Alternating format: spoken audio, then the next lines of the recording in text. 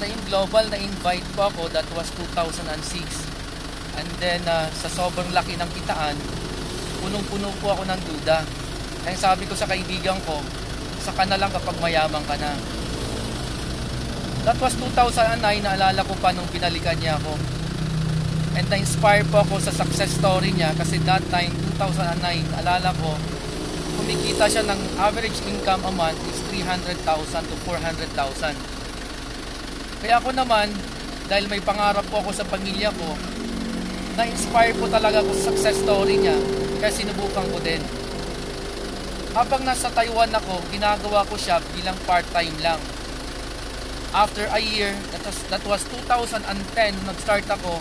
After 1 year, doon ko po kinita yung first million na minsan hindi ko po naranasan sa pagiging OFW for 12 years. And nagtuloy-tuloy po yun.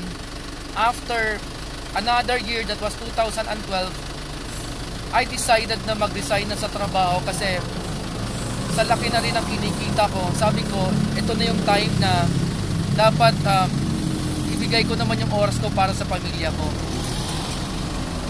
Naalala ko, that was August 30, 2012, umuwi ako dito sa Pilipinas. And then, the following month, September, ito na nga po, nabili ko brand new Isuzu Sportivo 2013 model. Sobrang tuwa ko po kasi sa 12 years kong pag-abroad, ni isang gulong hindi ko po naranasan yon. But dito sa In Global, aside na nakabili po ako ng brand new sasakyan, napaayos ko rin po yung bahay namin. At the same time, nakabili na rin po ako ng mga investment. Kaya po kung ikaw nakikinig sa akin ngayon, kung may duda ka pa, pagdudahan mo yung duda mo. Kasi eto na kami ngayon. Kung may pangarap ka sa pamilya mo, why not subukan mo, gawin mo In Global. Baka sakali, eto na yung time mo, eto na yung pag-asa o solusyon para sa problema mo. Sabi ko nga lagi, kung nagawa ng maraming distributor na yumaman sa In Global at nagawa na namin, walang imposibleng hindi mo rin magagawa. What is possible for one, that is possible to all. Sa In Global, lahat tayo payaman, power.